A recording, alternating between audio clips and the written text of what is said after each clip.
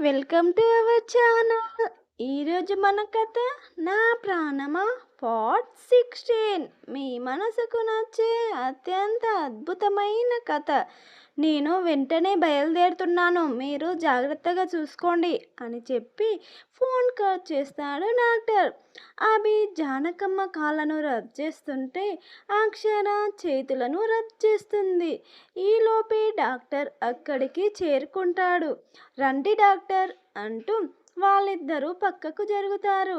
Doctor జానకమ్మను check చేస్తుంటే అబ్బాయికి కాళ్ళు చేతులు ఆడడం లేదు, ఒళ్ళంతా చెమటలు పడుతున్నాయి.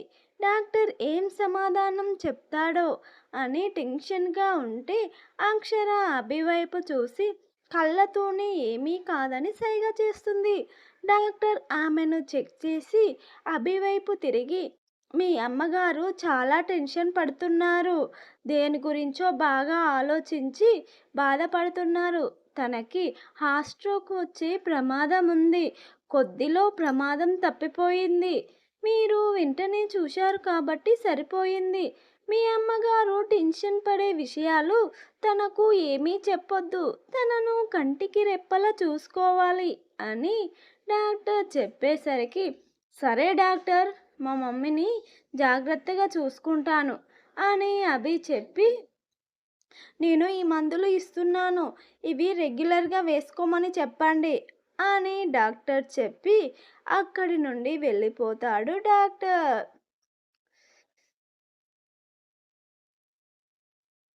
టేబుల్ ముందు మందు బాటిల్, చేతిలో సిగరెట్, కుర్చీలో కాలు మీద కాలేసుకొని కూర్చొని ఎవరికో ఫోన్ చేస్తున్నాడు. అవతలి వైపు ఫోన్ లిఫ్ట్ చేసి ఏదో సమాధానం చెప్పేసరికి కోపంతో సిగరెట్ చేతులతో నలిపేసి టేబుల్ని లేబట్టి కిందేస్తాడు. టేబుల్ మీద ఉన్న మందు బాటిల్ పలిగి బల్లున శబ్దం వస్తుంది.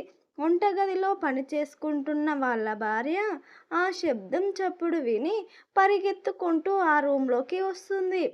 ఏమైందండి అని అడిగితే కోపంగా ఆమె దగ్గరికి వచ్చి చెంప మీద గట్టిగా కొడతారు. నీకు ఎన్నిసార్లు చెప్పాలే నా సీక్రెట్ రూమ్లోకి రావద్దని, నా విషయాల్లో జోక్యం చేసుకోవద్దని అని చెప్పి ఆమె జుట్టు పట్టుకొని గొరా గొరా గుంజుకుంటూ రూమ్ నుండి అవతల పడేసి తలుపు గడియ పెట్టుకుంటాడు. అతడు అంత ఫోర్స్గా నెట్టేసరికి ఆమె గోడకు గుద్దుకొని రక్తం బలబలా కారుతుంది. సోఫాలో కూర్చొని టీవీ చూస్తున్న వాళ్ళ అత్తమామలు తన దగ్గరికి వచ్చి, నీకు ఇలానే జరగాలి, నీకు ఎన్నిసార్లు చెప్పానే, బుద్ధి రాదు, నా వాడితోటి దెబ్బలు తినడం నీకు మహా సరదాగా ఉంటుంది కదా అంటే వాళ్ళ అత్తగారు సైకోలాగా ఆమెను కాలుతోటి తంతూ ఉంటే, ప్లీజ్ అత్తమ్మా ప్లీజ్ అని బతిమాలుతున్నా పట్టించుకోకుండా ఆమెను ఎక్కడ పడితే అక్కడ తంతు నీ పపిష్టి ముఖం దాన్ని తీసుకొచ్చి ఇంట్లో పడేశాడు, కూటికి గతిలేని దాన్ని తీసుకొచ్చి ఈ కోటకు నిన్ను యువరాణిని చేశాడని నువ్వు అనుకుంటున్నావేమో, నువ్వు ఈ ఇంట్లో పని మనిషి ఎంతో నువ్వు అంతే లెక్క, నిన్ను నా కొడుకుకు ఇచ్చి పెళ్లి చేసిన వాడిని ప్రశాంతంగా ఉండనిస్తాం అని నువ్వు అనుకుంటున్నావా అని కోపంగా అంటుంటే, ప్లీజ్ అత్తమ్మ నన్ను ఏమైనా చెయ్యండి కానీ అభి అన్నయ్యను ఏమీ చెయ్యకండి అని వాళ్ళ అత్తమ్మను వేడుకుంటుంది. ఆమె మాటలను చెయ్యి అడ్డం పెట్టి మధ్యలోనే ఆపేసి, లేవే లే పాపిష్టిదానా, లే మంచిగా పడుకొని ముచ్చట్లు చెప్తున్నావా, లేచి వంట చేయిపో, మాకు ఆకలి అవుతుంది, వాడు వచ్చాడు అనుకో నీకు మళ్ళీ మూడుద్ది అంటూ వాళ్ళ అత్తమ్మ గద్దించేసరికి ఆమె భయం భయంగా బిక్కుబిక్కుమంటూ లేవడానికి సత్తువ లేకున్నా మెల్లగా గోడను పట్టుకొని లేచి వంటగదిలోకి వెళ్తుంది.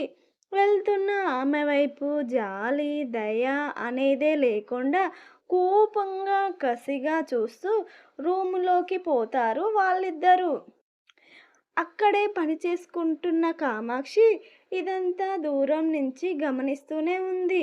పాపం ఇంత మంచి తల్లికి ఎన్ని కష్టాలో అనుకుంటూ వాళ్ళ అత్త మామ లోపలికి వెళ్ళగానే కామాక్షి పరిగెత్తుకుంటూ వచ్చి, అయ్యో మేడం, మీ తల నుండి రక్తం కారుతుంది, నేను వెళ్ళి ఫస్ట్ ఎయిడ్ బాక్స్ తీసుకొస్తాను అంటూ పరిగెత్తుకుంటూ వెళ్ళి కాటన్ లిక్విడ్ ఆయింట్మెంట్ తీసుకువచ్చి ఆ కారుతున్న బ్లడ్ మొత్తం కాటన్తో తుడిచి ఆయింట్మెంట్ అప్లై చేస్తుంది.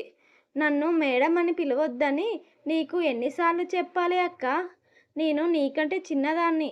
నన్ను పేరు పెట్టు పిలువు అని చిరుకోపంగా చెప్పేసరికి సరే రమ్య అంటుంది.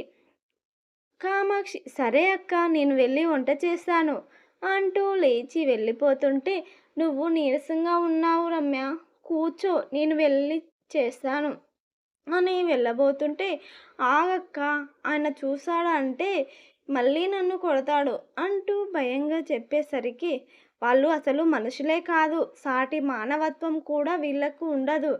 ఈ ఇంట్లో రాక్షసుల్లా పీడించుకొని తింటారు.